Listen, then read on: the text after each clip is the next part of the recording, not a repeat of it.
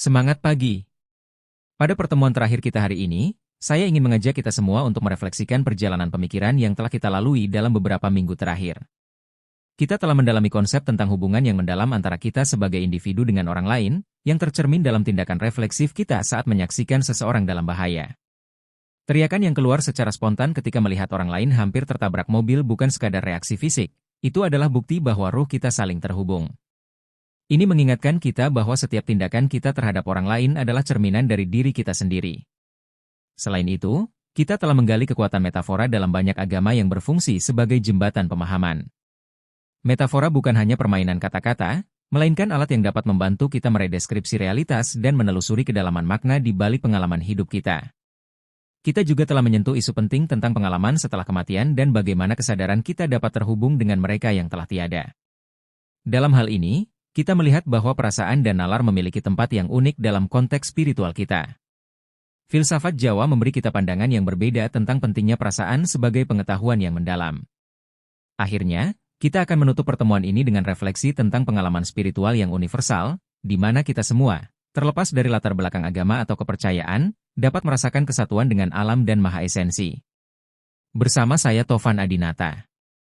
Saya berharap pertemuan ke-6 atau terakhir ini akan menjadi momen yang menginspirasi kita untuk lebih mendalami tema-tema ini, baik dalam diskusi maupun dalam kehidupan sehari-hari.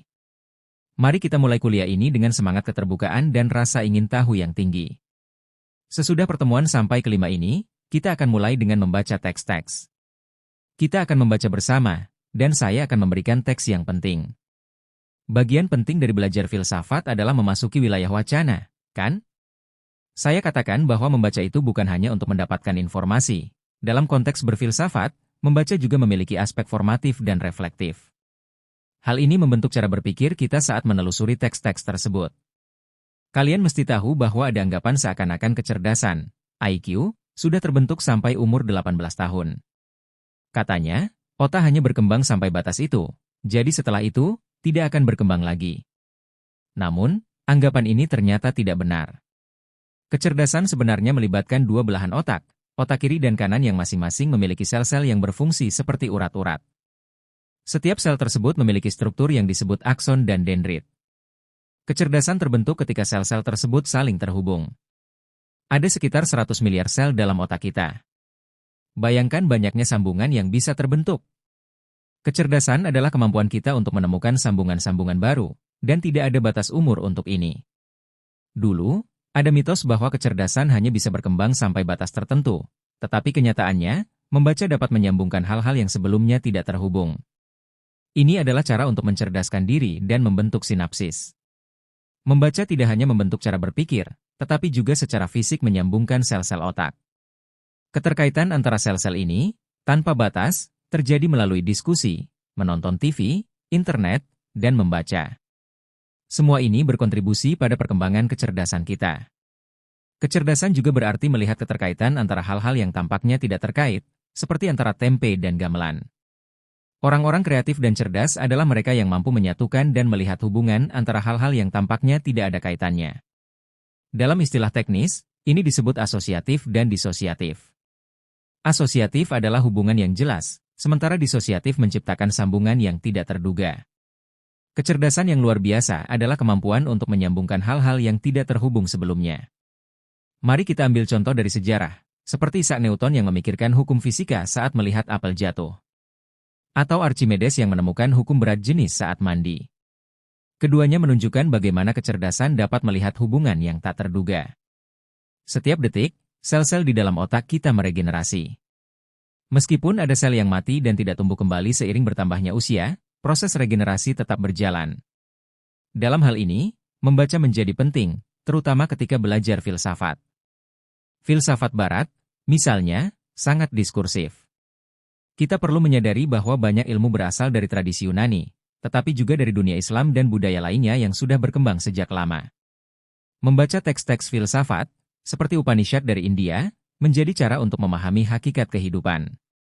Upanishad berbicara tentang kebebasan, kekuasaan, dan kebahagiaan, serta memahami Sang Maha Inti, yang dalam tradisi India disebut Brahman. Mari kita baca kutipan dari Upanishad untuk merasakan bagaimana berpikir mendalam itu. Kita mulai membaca dan memahami cerita teks ini. Kata Bapak, His father, not teaching the young man as conceit, said to him, setakat itu, sudahkah kamu meminta pengetahuan yang dapat mendengar yang tidak terdengar, dan yang dapat mempersepsi yang tidak terpersepsi? Bapaknya merasa bahwa anak ini sangat sombong dan belagu. Bapaknya pun bertanya, Andi, sudahkah kamu mendapatkan pengetahuan tentang sesuatu yang tak pernah bisa didengarkan, yang tak pernah bisa ditangkap, dan yang tak pernah bisa diketahui? Kamu sudah belajar begitu banyak, kan? Anak itu bertanya, pengetahuan macam apa itu? Bagaimana itu bisa ada? Kok ada pengetahuan aneh seperti itu tentang yang tak terdengar, yang tak tertangkap? Bapaknya menjawab, dengan mengetahui satu gumpalan tanah liat, semua hal yang terbuat dari tanah liat bisa diketahui. Perbedaannya hanya dalam nama dan muncul dari ucapan. Kebenarannya adalah bahwa semua itu adalah tanah liat. Demikian pula, dengan mengetahui satu nugget emas, semua hal yang terbuat dari emas bisa diketahui. Perbedaannya hanya dalam nama dan muncul dari ucapan, dan kebenarannya adalah bahwa semua itu adalah emas. Begitu juga pengetahuan yang mendasar, lanjut bapaknya. Jika kamu memahami hakikat tanah liat, maka segala hal yang terbuat dari tanah liat akan kamu pahami. Semua itu hanya nama yang berbeda-beda, hakikatnya tetap tanah liat. Sama halnya dengan emas. Jika kamu tahu emas itu apa, maka segala bentuk emas seperti cincin, giwang hanya berbeda nama, tetapi intinya tetap emas. Jadi, pengetahuan yang sejati adalah jika kamu memahami pengetahuan yang mendasar, maka semua pengetahuan lain yang tampaknya berbeda sebenarnya hanya nama yang berbeda untuk pengetahuan yang lebih mendasar. Maksud bapakmu adalah, kamu mungkin sudah mengetahui banyak hal, tetapi sebenarnya kamu belum tahu yang mendasarinya. Pengetahuan yang benar itu adalah yang mendasar. Namun, tentu saja para guru terhormat itu tidak menyadari pengetahuan ini. Jika mereka memiliki pengetahuan tersebut, mereka seharusnya sudah mengajarkannya kepadaku. Apakah kamu bisa memberiku pengetahuan itu? Anak itu bertanya. Bapaknya menjawab, biarlah begitu, maka akan aku ajarkan. Di awal segalanya, hanya ada satu eksistensi tanpa yang kedua. Muncullah sesuatu, tetapi bagaimana mungkin hal itu muncul dari yang tidak ada? Tidak, anakku, di awalnya hanya ada eksistensi, satu dan tunggal. Dia berpikir dalam dirinya sendiri, biarlah aku menjadi banyak, biarlah aku tumbuh. Maka, dari dirinya, dia memproyeksikan alam semesta. Setelah memproyeksikan alam semesta, dia masuk ke dalam setiap makhluk. Segala yang ada adalah dirinya, dan semua yang ada memiliki esensinya di dalamnya. Dia adalah kebenaran. Dia adalah diri sejati. Ini adalah pelajaran pertama yang menarik. Di awal segalanya, ada yang mengatakan bahwa semua yang ada ini berasal dari yang tidak ada. Tetapi bapakmu menjelaskan, semua yang ada ini berasal dari satu eksistensi. Jadi, segala yang ada ini muncul dari yang ada, bukan dari yang tiada. Di awal segalanya adalah eksistensi itu sendiri satu dan tidak ada duanya. Dia yang satu berpikir. Apa yang terjadi selanjutnya? Dia berpikir, biarlah kita menjadi banyak. Dari satu ini muncullah alam semesta, menjadi banyak. Dan setelah dia memproyeksikan alam semesta, dia masuk ke dalam setiap makhluk. Setiap hal mengandung dia, dan esensi dari semua yang ada adalah dia yang maha ada. Dia adalah kebenaran, dia adalah diri sejati. Jadi, semua yang tampaknya berbeda-beda itu sebenarnya berasal dari satu sumber. Apakah kamu menangkap maksudnya? Anak itu mengangguk. Baiklah, mari kita lanjutkan. Seperti lebah yang mengumpulkan nektar dari banyak tanaman dan pohon, dan ketika nektar itu disatukan menjadi madu, kita tidak tahu dari bunga mana nektar itu berasal. Begitu juga, ketika semua makhluk bersatu kembali dengan eksistensi yang satu, mereka tidak tahu lagi tentang keadaan masa lalu atau sekarang mereka karena kegelapan yang menyelubungi mereka. Jadi, jika kita melihat makhluk-makhluk tersebut, baik itu singa, babi hutan, harimau, atau nyamuk, semuanya memiliki esensi yang sama. Ketika mereka kembali dari tidur tanpa mimpi, semua makhluk ini memiliki diri mereka dalam dia yang tunggal. Apakah kamu memahami perumpamaan ini, anakku? Ya, Bapak. Sekarang, mari kita lanjutkan ke perumpamaan lain. Sungai-sungai di timur mengalir ke arah timur, sementara sungai-sungai di barat mengalir ke arah barat, dan semuanya bermuara ke laut. Dari laut, mereka menguap menjadi awan, lalu kembali lagi sebagai hujan. Setelah itu, mereka jatuh ke sungai, kembali ke laut. Ketika sudah di laut, sungai-sungai ini juga lupa dari mana asalnya. Begitu juga dengan makhluk-makhluk tersebut. Semua makhluk ini, setelah kembali dari Brahman, tidak tahu dari mana mereka berasal. Begitu banyak aliran sungai, tetapi semuanya akhirnya mengalir ke laut yang sama. Ini adalah perumpamaan yang menunjukkan bahwa kita semua berasal dari satu sumber. Sekarang, jika seseorang memukul akar pohon yang besar ini, pohon itu akan terluka tetapi tetap hidup. Jika batangnya dipukul, pohon itu akan terluka tetapi tetap hidup. Jika cabang-cabangnya dipukul, cabang tersebut akan terluka tetapi tetap hidup. Pohon ini tetap berdiri tegak karena ada self yang menghidupinya. Namun, jika self itu meninggalkan cabang satu, maka cabang itu akan layu. Jika self itu pergi dari cabang yang kedua, cabang itu juga akan layu. Jika self itu pergi dari pohon secara keseluruhan, maka seluruh pohon akan layu. Begitu pula, tubuh mati ketika self meninggalkannya, tetapi self tidak mati. Jadi, meskipun tubuh kita mati, self kita tetap hidup. Kemudian, masih ada cerita lain lagi. Be it so, jika taudalaka. Bawa buah dari pohonnya Grodha. Ada situ, ya? Oke, cerita lain lagi. Bawa buah dari pohonnya Grodha. Oke, ini dia. Pecahkan. Sudah pecah, Sir. Apa yang kamu lihat? Beberapa biji, sangat kecil, Sir. Pecahkan salah satu biji itu. Sudah pecah, Sir. Apa yang kamu lihat? Tidak ada, Sir. Esensi halus itu tidak kamu lihat, dan di dalamnya terdapat seluruh keberadaan. Percayalah, anakku, bahwa apa yang merupakan esensi halus itu adalah yang mengandung segala sesuatu dalam keberadaannya. Itulah kebenaran, itulah diri. Jadi, bagaimana ceritanya sekarang? Kata si Udalaka, ambil buahnya. Ambil buahnya. Kemudian, disuruh untuk diapakan? Hancurkan, pecahkan. Sudah pecah, Sir. Apa yang kamu lihat? Biji. Pecahkan juga biji itu. Apa yang kamu lihat? Kekosongan. Apa yang kamu lihat adalah ketiadaan, bukan? Tidak ada, Sir. Nah, begitulah esensi yang pelik itu, juga tidak bisa kamu lihat. Diri yang disebut sebelumnya adalah esensi dari segala hal, tetapi kamu tidak bisa melihatnya. Kamu tidak bisa melihat, tetapi itu adalah esensi dari semua esensi pohonnya Grodha.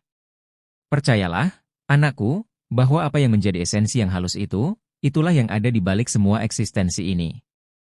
Masih ada cerita lain, nampaknya. Coba cerita lagi, Udalaka. Oke, begini. Ketika seseorang terkena penyakit fatal, keluarganya berkumpul di sekelilingnya dan bertanya, apakah kamu mengenal saya? Apakah kamu mengenal saya sekarang? Sampai kata-katanya menyatu dengan pikirannya, pikirannya dengan napasnya, napasnya dengan panas tubuhnya, dan panas tubuhnya dengan Sang Maha Ada. Dia mengenali mereka. Tetapi ketika kata-katanya menyatu dengan pikirannya, pikirannya dengan napasnya, napasnya dengan panas tubuhnya, dan panas tubuhnya dengan Sang Maha Ada, maka dia tidak mengenali mereka. Apa yang menjadi esensi dalam hal itu memiliki seluruh keberadaan. Itulah kebenaran, itulah diri. Jadi, bagaimana perumpamaannya di situ? Dalam konteks orang sakit fatal, saudara-saudaranya bertanya, jika kamu mengenal saya, tidak? Kamu masih mengenal saya? Apakah kamu masih mengenal saya? Dia bilang, sebelum semua itu menyatu, sebelum kata-kata menyatu dengan pikiran, sebelum pikiran menyatu dengan napas, sebelum napas menyatu dengan panas tubuh, dan sebelum panas tubuh menyatu dengan Sang Maha Ada, dia masih bisa mengenal saudara-saudaranya. Artinya, sebelum mati, sebelum semua organ tubuhnya copot, dia masih bisa mengenali mereka. Namun, ketika kata-kata, pikiran, napas, dan panas tubuhnya telah menyatu dengan Sang Maha Ada, dia tidak akan mengenali saudara-saudaranya lagi. Itu artinya, dia sudah mulai menyatu. Saya tidak tahu apakah ada ambang dalam kematian. Dalam bahasa Kristen, ada api pencucian, atau mungkin sebelum api pencucian, saat sekarat, biasanya antara ingat dan tidak ingat. Namun, dalam konteks ini, orang sudah lenyap dan mulai menyatu lagi dengan asal-usulnya. Ketika sudah menyatu, orang tidak akan mengenali lagi sekelilingnya, Seperti halnya sungai yang tidak tahu dari mana airnya berasal, atau air madu yang tidak tahu dari bunga mana ia berasal. Ketika sudah menyatu, inilah cara berpikir Hindu yang menarik dan bisa bersifat universal. Dalam berbagai budaya lain, orang juga membayangkan bahwa esensi kehidupan itu satu, tetapi yang satu itu tidak terlihat. Ketika kita hidup, kita merasakannya. Namun, masalahnya adalah, merasakannya itu seperti apa? Kira-kira, bagaimana cara merasakannya? Seperti garam tadi, garam tidak bisa dilihat. Atau seperti biji yang ketika dibelah menjadi kosong. Kita tahu bahwa esensi dari semua itu adalah Sang Maha Ada. Bagaimana caranya? Dalam kasus garam, kita bisa merasakannya. Tetapi semua itu merupakan metafora. Mari kita berpikir, bagaimana artinya merasakannya untuk tahu bahwa kita semua sama. Di dalam kita yang berbeda-beda, sebenarnya ada sesuatu yang mutlak yang sama. Tetapi bagaimana kita bisa menyadari bahwa meskipun kita mengalami hal yang berbeda-beda? Siapa namamu?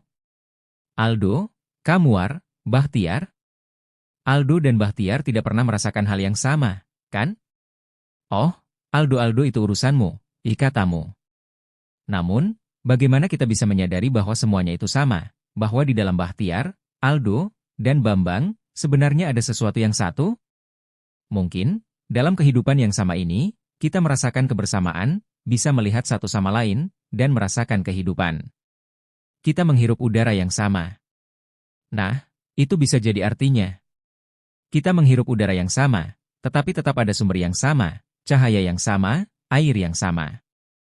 Namun, air bisa berbeda, satu minum air soda, yang lain minum teh atau kopi.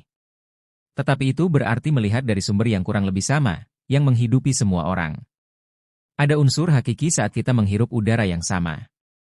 Menariknya, udara itu tanpa batas. Jika air bisa dibatasi dengan botol, dan kita minum Coca-Cola, itu satu hal, minum teh itu hal lain, minum kopi itu hal lain. Namun, udara tidak memiliki batas. Semua orang menghirup udara yang sama, seolah-olah udara itu adalah roh yang luas. Udara yang kita hirup di sini, mungkin berbeda aromanya dengan udara di dapur, atau udara di luar. Udara di sini mungkin ada bau badanmu, bau kapur, atau bau kaos kaki. Udara di dapur memiliki karakter sendiri, begitu juga dengan udara di luar yang bisa bau knalpot dan segala macam.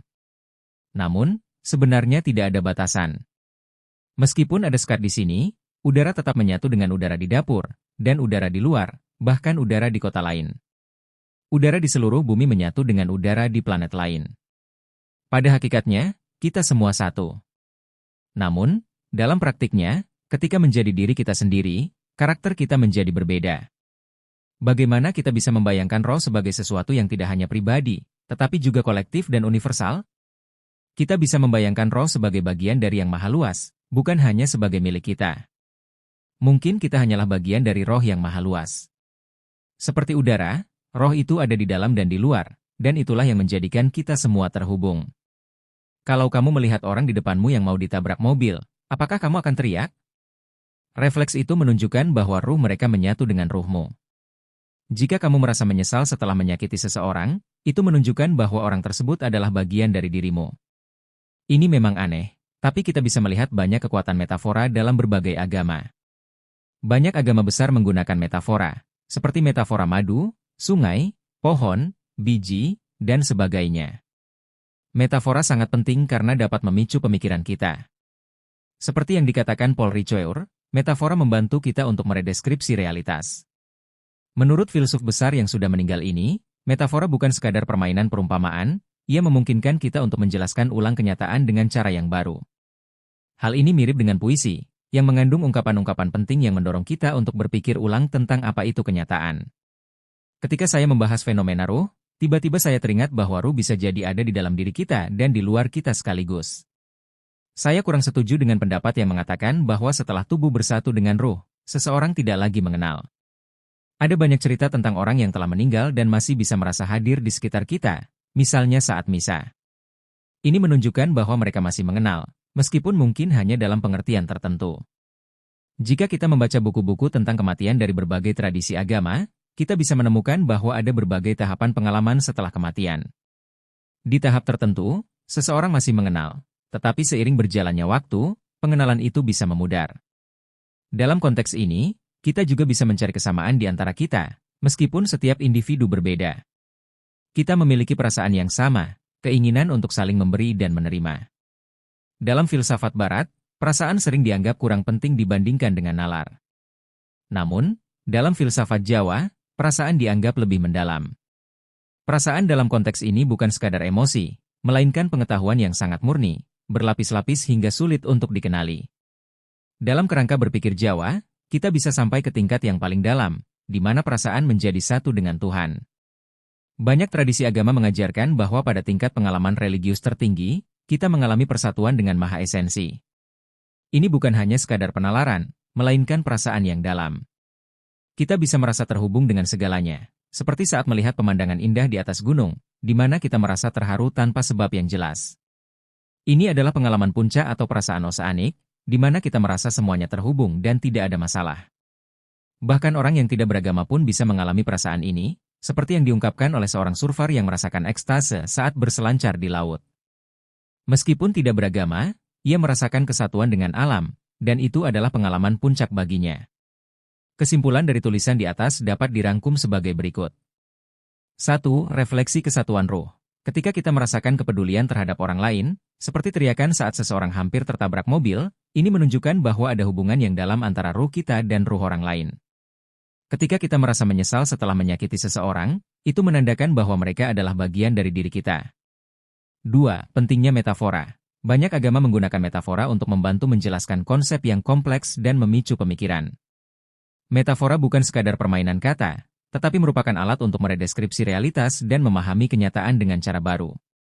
3. Pengalaman setelah kematian. Ada berbagai tahapan pengalaman setelah kematian, dan orang-orang yang telah meninggal mungkin masih memiliki kesadaran atau pengenalan pada kita, meskipun secara bertahap hal ini bisa memudar. 4. Perasaan dan nalar. Dalam filsafat Jawa, perasaan dianggap lebih mendalam dibandingkan dengan nalar dalam filsafat Barat. Perasaan bukan hanya emosi, tetapi juga pengetahuan yang berlapis-lapis, yang membawa kita ke tingkat pengalaman spiritual yang lebih dalam. 5. Persatuan dengan Maha Esensi. Banyak tradisi agama mengajarkan bahwa pada tingkat pengalaman religius tertinggi, kita dapat merasakan persatuan dengan Tuhan atau Maha Esensi.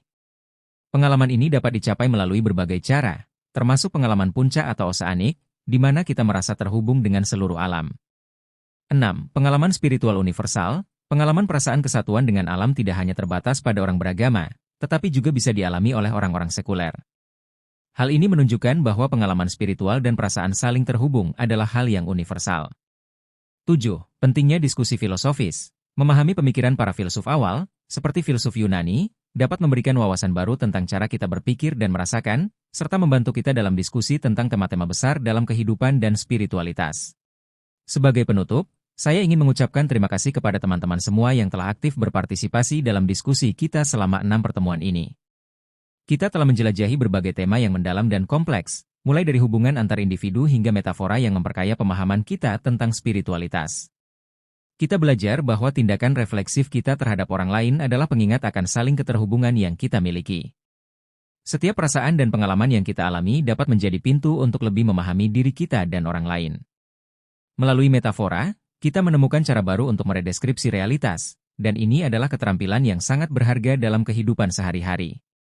Selain itu, pentingnya memahami pengalaman spiritual, baik dalam konteks agama maupun perspektif sekuler, telah memberi kita wawasan yang lebih luas tentang hakikat kehidupan dan kematian.